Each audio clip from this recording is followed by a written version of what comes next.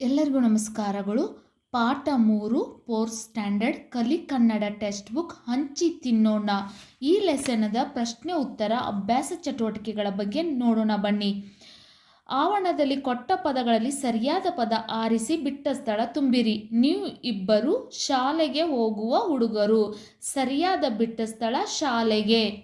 ಈಗ ಜಗಳ ಮಾಡಿ ಏನು ಲಾಭವಾಯಿತು? ನಿಮ್ಮಲ್ಲಿ ತಪ್ಪನ್ನು ತಿದ್ದಿಕೊಳ್ಳುವ ಮನಸ್ಸಿದೆ ಅಲ್ಲವೇ? ಆ ಹಣ್ಣನ್ನು ಹಂಚಿ ತಿಂದಿದರೆ ಇಬ್ಬರಿಗೂ ಸಂತೋಷವಾಗುತ್ತಿತ್ತು. ಬಾಲು ಮತ್ತು ಸೇತು ಒಂದೇ ಮನೆಯಲ್ಲಿ ವಾಸ ಮಾಡುತ್ತಿದ್ದರು. ಈ ಕೆಳಗೆ ತಪ್ಪಾಗಿರುವ ವಾಕ್ಯಗಳನ್ನು ಸರಿಪಡಿಸಿ ಬರೆಯಿರಿ. ಇಲ್ಲಿ ಮನೆ ಬರುವುದಿಲ್ಲ, ವಟಾರ ಬರುತ್ತೆ. ಬಾಲು ಮತ್ತು ಸೇತು ಒಂದೇ ವಟಾರದಲ್ಲಿ ವಾಸ ಮಾಡುತ್ತಿದ್ದರು.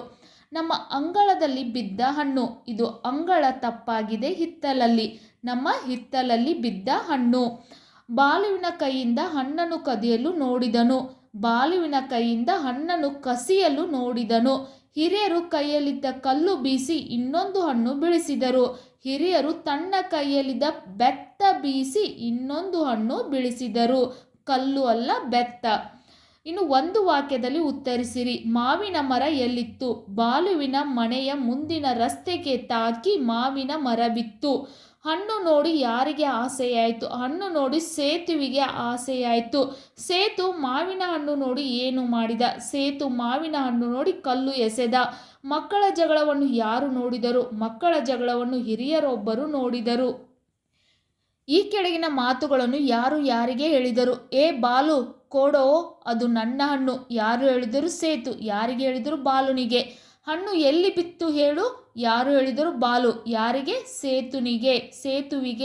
ಸೇತುವಿಗೆ ಅಂತ ಬರೀರಿ, ಅಥವಾ ಸೇತುವಿಗೆ ಅಂತ ಕೂಡ ಬರೀರಿ. ಕೊಡೋದಿಲ್ಲ, ಏನು ಮಾಡ್ತೀಯ? ಯಾರು ಹೇಳಿದರು? ಬಾಲು. ಯಾರಿಗೆ? ಸೇತುನಿಗೆ. ಯಾಕೆ ಮಕ್ಕಳೇ ಜಗಳ? ಯಾರು ಹೇಳಿದರು? ಅಜ್ಜ. ಯಾರಿಗೆ? ಸೇತು ಮತ್ತು ಬಾಲುಗೆ. ಬಾಲುವಿಗೆ ಆಗ್ಬೇಕು, ನೀಗೆ.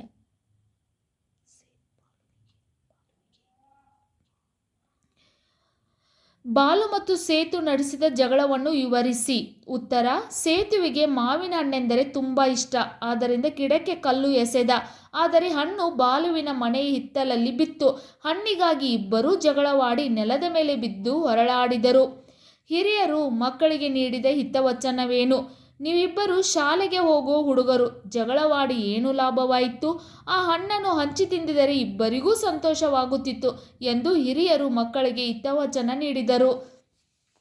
ಇನ್ನು ವಿರುದ್ಧಾರ್ಥಕ ಪದಗಳು: ಆಸೆ, ನಿರಾಸೆ, ನಂಬಿಕೆ, ಅಪನಂಬಿಕೆ, ಸಂದೇಹ, ನಿಸ್ಸಂದೇಹ, ಅನುಕೂಲ, ಅನಾನುಕೂಲ.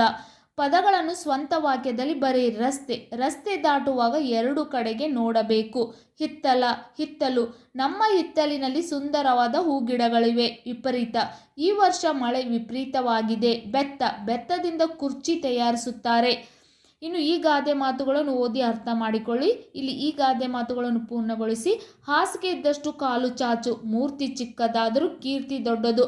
ಕೊಟ್ಟದ್ದು ತನಗೆ, ಬಚ್ಚಿಟ್ಟಿದ್ದು ಪರರಿಗೆ. ಮಕ್ಕಳೇ, ನಿಮಗೂ ಕೂಡ ಈ ಪಾಠದ ಪ್ರಶ್ನೆ ಉತ್ತರ ಅಭ್ಯಾಸ ಚಟುವಟಿಕೆಗಳು ಇಷ್ಟ ಆಗಿದ್ದಲ್ಲಿ ವಿಡಿಯೋಕ್ಕೆ ಒಂದು ಲೈಕ್ ಮಾಡಿ, ಶೇರ್ ಮಾಡಿ, ಸಬ್ಸ್ಕ್ರೈಬ್ ಮಾಡಿ. Thank you.